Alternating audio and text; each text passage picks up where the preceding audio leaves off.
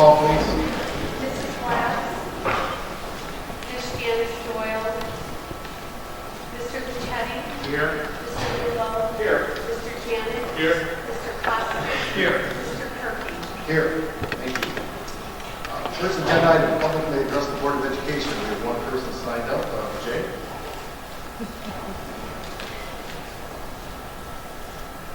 Good evening. At last week's board meeting, in describing Lincoln Way's steadily falling enrollment, it was stated that the district would likely lose 340 students in the next 5 years, dropping total student enrollment to approximately 6,600 by the year 2022. Last Thursday, Dr. Tingley stated that the functional capacity of Central is 3,370 students, matching East of the same number, giving those two schools alone a combined functional capacity of 6,740. This is a copy of the option map as presented by Dr. Tingley in the summer of 2015 when the school closing discussions were taking place. Central is listed as having a functional capacity of 3,150, which is 220 students less than what was reported last week. How did Central's functional capacity magically increase by 220 students out of nowhere?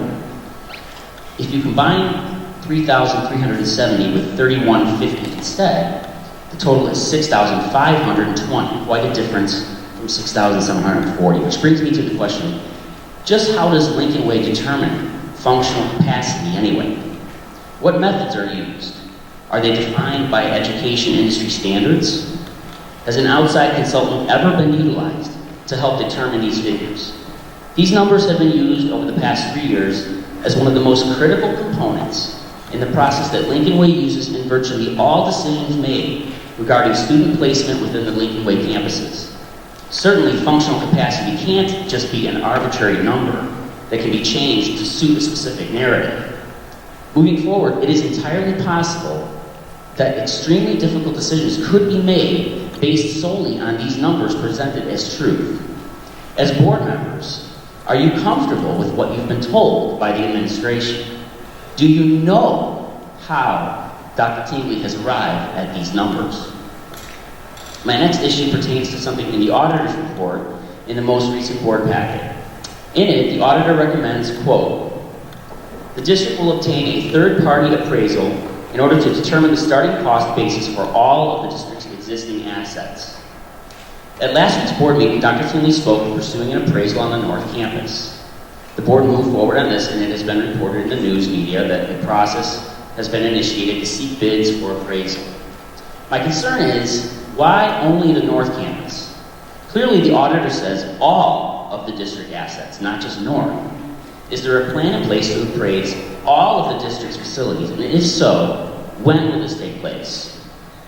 It seems evident that Lincoln Way is now no longer interested in retaining the North Campus as an asset, but is actively seeking to rid themselves of it, which brings me to my last concern. At last week's board meeting, Dr. Tingley stated the following, quote, Brad has taken some time to determine the estimated cost to cover the price of the outstanding bonds that would be attributed to Lincoln Way North, unquote. Dr. Tingley then goes on to say that in Mr. Kaufman's estimation, it would be, quote, in excess of $100 million. I'm not opposed to creative solutions to our crushing financial situation, but these solutions must be rooted in reality, not speculation. It has long been reported and widely understood that as these bonds are governed by very strict parameters and thus highly restricted in nature, the totality of the funds from the original referendum cannot be separated. The 2006 referendum was for $225 million, and that was for the construction of North and West, along with improvements on Central and East. How can these bonds now be separated and individualized to cover just the North portion? Since this information is being publicized as fact from the district, I would like to know who is counseling Mr. Kaufman of this possibility. I know PMA has been brought in, but this is not just something that can be assumed. It can either be done or it can't.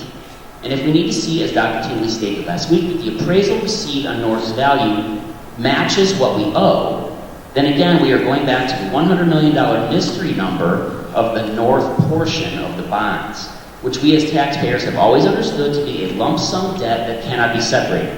It is simply contradictory to what we have been informed of all along. If this is no longer the case, please advise us on how this has indeed changed. The entire scenario of selling the north property is completely, totally contingent upon that fact. Thank you.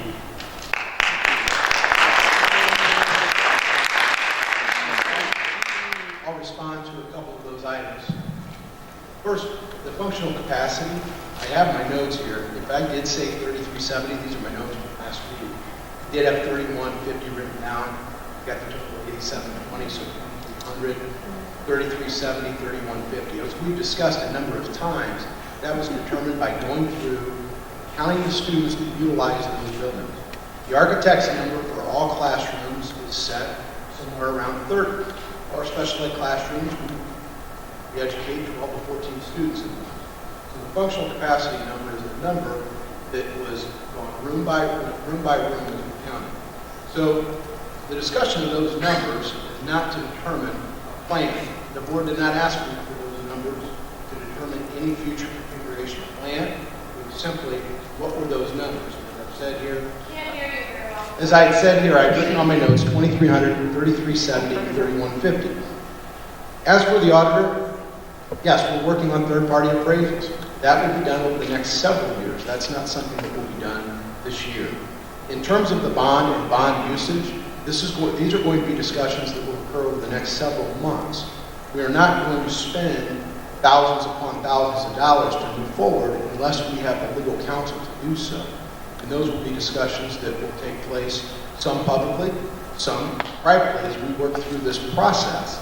However, at this point, nothing other than, would you like us to go to RFQ to determine a price? That's all that's been established.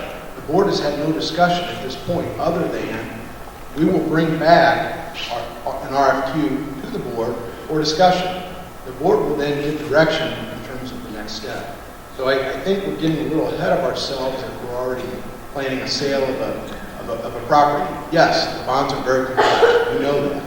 Any sort of leasing, any sort of purchasing, any sort of selling would not be done without bond counsel. Thank you, Jay. All right. Next item on the agenda is State of the District presentation. With that, I'll turn it over to Dr. Tingley. Oh, thank you. Linda, here's the glasses.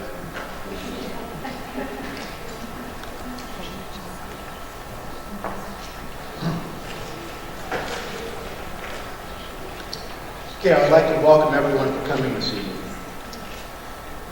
This is our first time doing such an event. This idea was proposed from the Community Relations Group during strategic planning, which began a little over a year ago.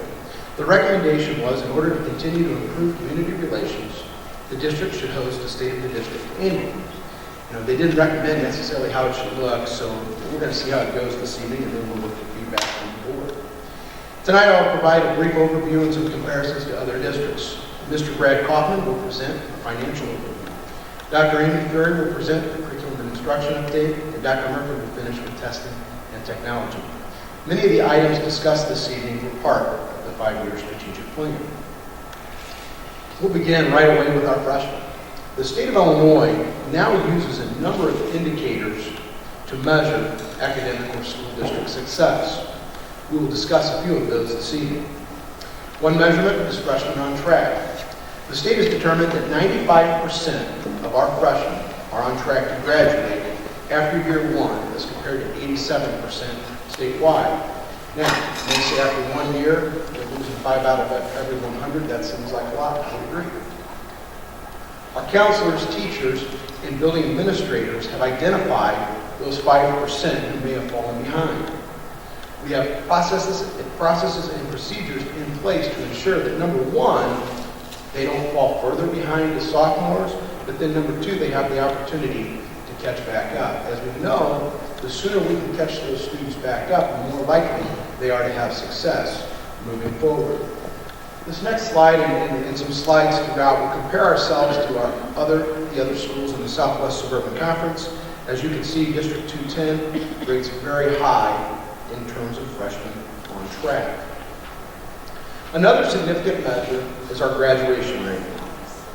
Over the last 5 years, our graduation rate has increased from 95 to 98%. So within 7 years of starting high school, 98 out of 100 of our students is earning their high school diploma. We are very proud of this statistic. This next slide shows the comparison with other conference schools. Once again, Lincoln Way is at the top of the list.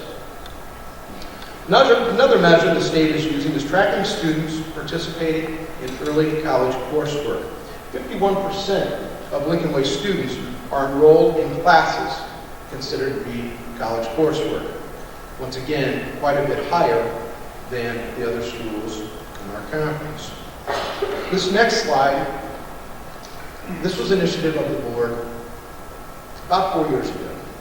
Increase our AP test takers, increase the number of students enrolled in AP classes, continue to push our students academically. From 2015 to 2017, we've seen an increase of 43% in our AP test takers. Dr. Curry will talk more about that during her presentation. Once again, another measure from the state of Illinois. It's the percentage of graduating seniors enrolled in a 2 or 4 year college. Over the last 4 years, we've increased this number from 80 to 85%. 85% of our students from 12 to 16 months after they leave Lincoln Way will enroll in a 2 or 4 year college or university. Our job is to provide the skills and opportunities, and if that's the direction that they want to go. The next measure is the SAT. The SAT is now the state testing measure. Last spring, our juniors took a state-funded SAT. Those students, as freshmen, sophomores, and even on into their junior year, were prepared to take the ACT. We prepared for the SAT, but not as vigorously as we did for the ACT. This is a list of results of South Suburban schools. You know, I was disappointed that we were not 1, 2, and 3. Vermont, Plainfield, North snuck in there. Our goal next year when we come back is to be 1, 2, and 3. I think that's very possible. We began to shift our focus last year and move into this year on that SAT because our students are now seeing those tests, 8th grade, freshman, sophomore, and junior year in the fall, so we will continue to move in that direction.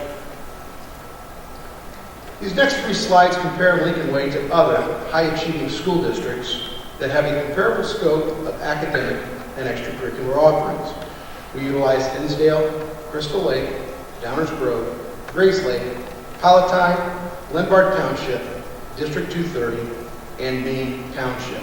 On this first slide, college readiness is defined by the Illinois State Board of Education. This is not what we see from the college readiness standards from the SAT. We don't necessarily agree with the percentages, but this is good for comparison's sake. As you can see, we compare very well with those other high-achieving schools.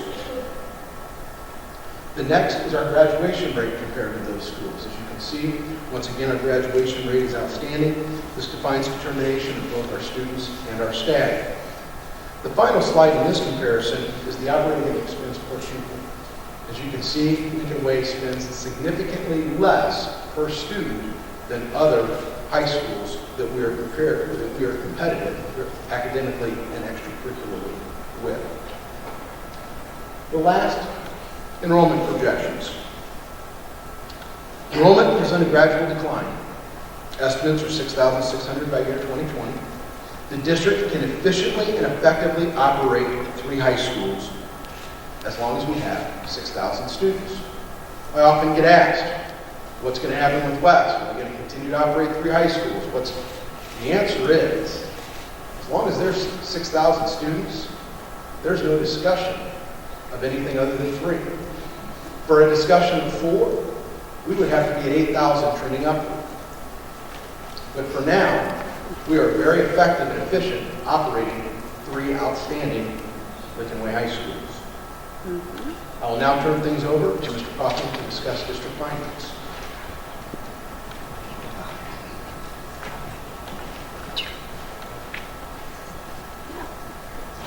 In the prior 7 fiscal years, the district had a $41.12 million cumulative deficit in spending.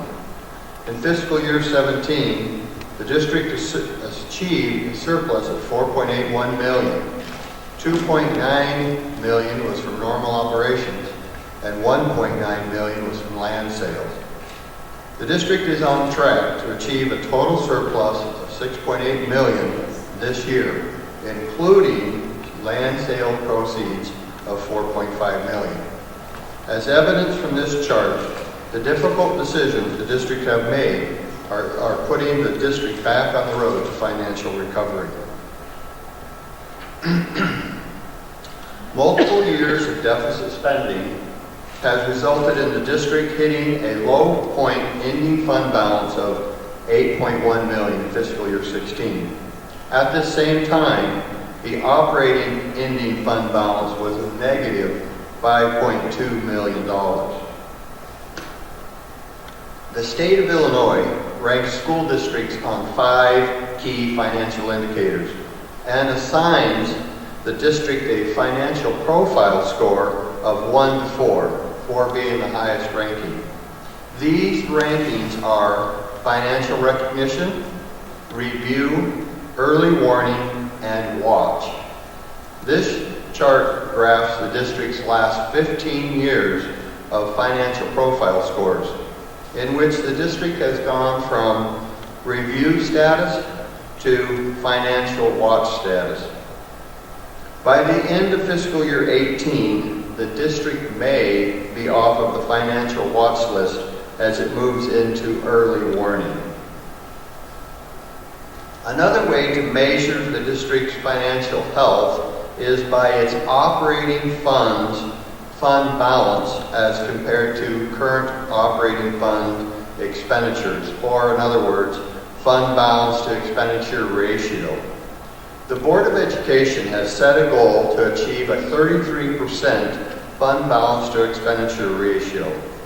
By achieving this goal, the district will increase its financial health, bond rating, and eliminate the need for cash flow borrowing. As this chart shows, in fiscal year 16, the operating fund balance to expenditure ratio was actually negative 5.96%. To achieve this board goal of 33%, the board has adopted and implemented a plan that requires the district to run a 3% operating surplus each year. By doing this, we will achieve this goal of 33% fund balance by 2028. As part of the long-range strategic plan, the Board of Education and Administration set several operational and fiscal financial goals. I would like to quickly update you on the status of each of these goals. The 10-year capital improvement plan has been finished, has been presented to the Board of Education, and is being monitored and implemented. Administration is currently working on school security enhancement plans. The Board of Education has adopted and implemented a plan to restore the fund balance, as I just mentioned. The district did hold a financial forum to discuss revenue enhancement, and administration is following up on several of these ideas. The 5-year financial forecast was developed and presented to the Board of Education and is continually being updated. Administration continues to monitor internal control policies and is working on developing a best practice procedure manual as recommended by our auditors. And finally, the annual budget planning calendar has been created and will be followed during the development of the fiscal year 2019 budget. Dr. Fear.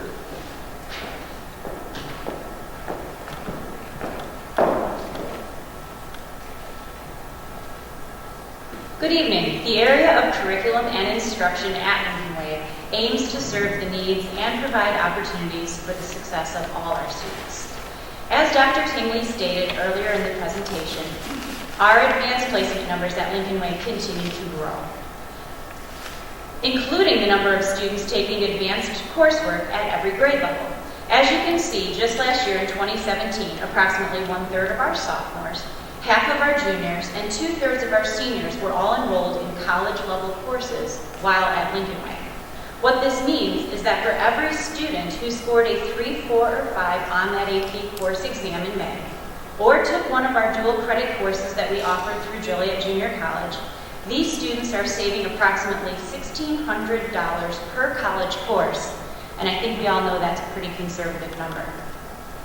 This totals nearly $5 million in tuition savings earned just by our class of 2017 students just last year. And our AP program continues to grow, nearly doubling the number of students and the number of courses and exams those students are taking in just 2 years. This is in part due to the fact that we now offer 34 of the 38 possible AP courses available through College Board. Just this year, we added AP Computer Science Principles, Chinese Language and Literature, and we presently have a team of teacher leaders researching the possibility of bringing AP Capstone to Lincoln Way. And starting next school year, AP Human Geography will be offered as our very first freshman AP option. In the 2018-2019 school year, freshman students will have the option to take World History and Geography Honors, a course designed to prepare students for the AP Human Geography exam in May. This will be the perfect on-ramp for many students who are interested in our AP courses. Also new for 2018-19 in social science will be the revision of Western civilization to include the rest of the world. A few other significant curricular changes include the English department's shift from a literature-based to more of a skills-based curriculum with even more evidence-based reading and writing and an increase in non-curricular. Our freshman reading course continues to serve as the foundation for all academic learning at Lincoln Way, and new this year was the addition of a career research unit to help guide students towards a career pathway and their elective selection over the next 3 years towards that path. In line with career exploration, STEM is alive and thriving at Lincoln Way. Our science department's shift to next generation science standards has produced an inquiry-based interactive curriculum. New for this year in science is our environmental biology course, an opportunity to experience biology from a hands-on ecological perspective. Our new math curriculum is in its 3rd year of implementation. And new for next year are the 4th year math options, including Introduction to College Math, 3 calculus options, as well as AP Statistics and AP Computer Science. STEM isn't always just for our college-bound students, though, as our Career and Tech Department offers courses with opportunities for apprenticeships, internships, and certifications. Our welding courses, for example, continue to lead the way in local and national competitions. And our newest course, Entrepreneurship, offers University of Iowa dual credit. Also new to Career and Tech this year was the addition of Project Lead the Way. We are now offering Introduction to Engineering, and for next year, the 2nd level course, Engineering Principles. Lincoln Way prides itself on being a district that serves all levels of students, including our at-risk students through our alternative education program, Educational Options, which has been instrumental in the graduation rate increases over the last few years. For our students with special needs who need to continue with us until their 22nd birthday, our transition program continues to provide opportunities for these students to develop lifelong skills. This year, the Foundation has provided the transition program with a grant to update and redesign the workspace for these adult students. And to conclude, not only does curriculum and instruction focus on the academic needs of our students, but also the social emotional needs as well. With the rise of stress and anxiety among our students, we have focused our professional development efforts with our teachers, as well as our ASSET program with our students, to increase awareness and resiliency strategies for the wellness and social emotional needs of all our students. And now I will turn it over to Brian Murphy with Assessment and Technology.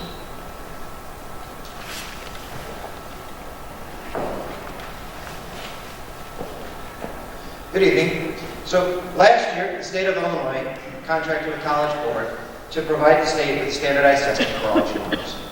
The spring of 2017 was the first time that all Lincoln Way juniors took the standardized test.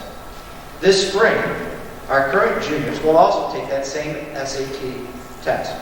That date is April 10th, 2018. This past fall, as Dr. Tingley indicated, all of our freshmen, sophomores, and juniors took a version of this SAT suite. The suite of assessments will allow us to track the growth of our students from their freshman year all the way through the SAT, their junior year. From beginning to end, our students will take 5 assessments. They'll take the PSAT 8 during their 8th grade and 9th grade year. They'll take the NMSQT during their 10th and 11th grade year. And during the spring of their 11th grade year, they'll take the SAT. Why the SAT? The SAT was selected by Illinois for accountability. It's the mandated test for all high school districts. Here's what we know. It's a free college entrance exam. All colleges accept either the ACT or the SAT. We will continue to prepare our students for both the ACT and the SAT. And again, test date is April 10th, 2018. It's only 11 weeks away. Our teachers are helping our students prepare for the SAT on a daily basis using both online and classroom resources. So it's a different language. Many of us in this room tonight never took the SAT. So it's difficult to answer what is a good SAT score and how does that compare to the ACT. This chart illustrates a comparison between the ACT and the SAT. I've highlighted just the round numbers to kind of get an idea of how they might compare. When we look at the chart that's up on the screen here, we notice like a 25 on the ACT is equivalent to a 1200, and so on and so forth. It's important for us to kind of learn the new language. So what does that mean? Here are 3 schools which a number of our students attend, the minimum scores for both the ACT and SAT for consideration to admission to these universities. So if we take a look at the Illinois State University, ACT score of 21, with a minimum score for the SAT of about 1100. For Bradley University, a 25 on the ACT and a 1200 on the SAT. And for the University of Illinois, a 27 on the ACT and about a 1300 on the SAT. So when our students are asking, what is an 1100, what's a 1200, what's a 1300? By understanding what numbers it takes for us to get into these universities, we can accurately help our students and guide their decision making and what they need to do. So, here are some results from this fall's latest assessments of the SAT suite for each of our classes. We're going to continue to monitor the growth of our students from year to year. But what's interesting here is when we look at our class of 2021, that's our current freshman, and that's over there on the far left. We look at how they performed on the PSAT 8. We look at how they performed on the PSAT 9. We looked at the growth that's occurred between the 8th grade and that 9th grade year. We compare that to the growth that has occurred at the state. And what we notice is that the state actually had a very, very slight decline, while the district, our students are continuing to grow. We're going to continue to watch the growth of all of our students as they grow from year to year. What's also very exciting is as we look at every assessment that was taken, our students have outscored the state in every area. Switching gears, let's move on to a little technology. Technology. Every classroom has the ability to connect to our network wirelessly. Each access point that we have in all of our classrooms can handle up to 90 devices. And when you think about students in our classroom today, it's not uncommon for a student to have 2, maybe 3 devices on them at any point in time. Their phone, a tablet, or a laptop. We monitor the access points frequently to ensure as much a seamless transition from classroom to classroom as possible. During the school year, we also doubled our bandwidth. We continue to monitor our bandwidth on a daily basis, and to date, we have yet to exceed that maximum bandwidth of 1 gigabyte. Providing our staff and students with a smooth network has allowed our teachers to think outside of their classroom and incorporate many sources that were not yet reachable just a few years ago. So what else has changed? Over the past year, the group of teachers had the opportunity to evaluate many different platforms regarding technology. We decided that staying with the Microsoft suite was in the best interest of our district.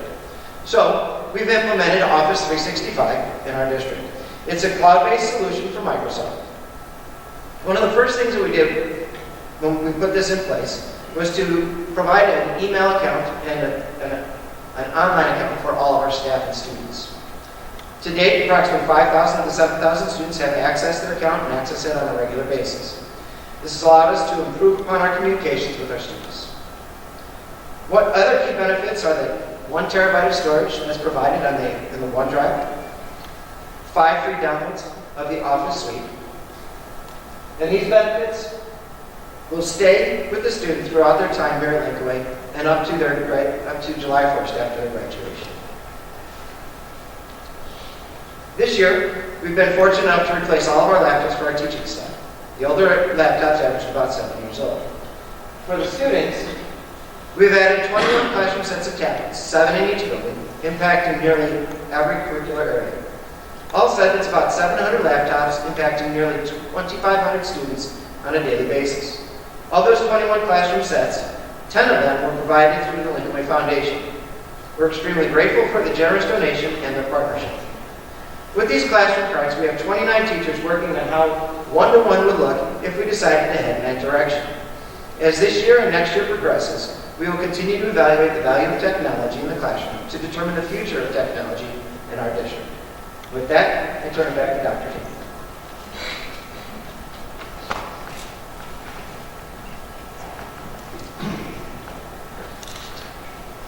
Final couple slides, we're going to talk about opportunities for our students.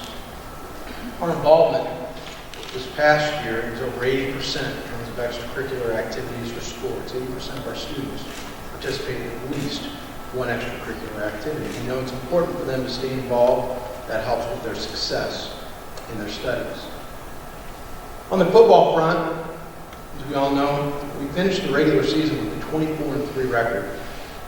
2 of our Lincoln Way losses were to one another, only 1 defeat outside of our district in the regular season. Both West and Central made it to the quarterfinals. They were 1 game away from playing one another in a semifinal contest, and East completed the year as undefeated 8A state champions. Our Lincoln Way East cheer team this past February won a state championship, and they're looking to defend that state championship this next month. Our marching band has been selected to participate in the 2019 Tournament of Roses Parade in Pasadena, California. This district has faced significant challenges over the last few years, but there have also been tremendous accomplishments during that time. A couple of times a year, I remind our staff that our success will not be measured by our finances, but the opportunities we provide and the accomplishments of our students. This district continues to be successful. I would like to thank the board for focusing on moving this district forward. I would like to thank the Lincoln Way staff for their dedication to our students. We are fortunate to live in a community that has very high expectations. We are also fortunate to live in a community where students take advantage of the opportunities that they are provided. Thank you for coming out this evening. This concludes our presentation.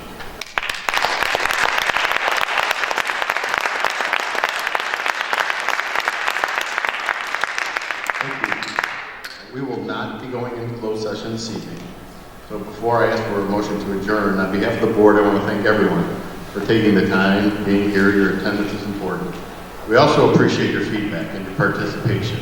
It is always welcome. I know sometimes it doesn't feel that way, but trust me, your feedback and your participation, your thoughts, your concerns, and your ideas are very welcome. Because if there's one thing that this board shares in common, is that we appreciate this is our district. And we all are part of it. So with that, I would entertain a motion to adjourn. Motion, second, all in favor, signify by saying aye. Anyone opposed? We are adjourned.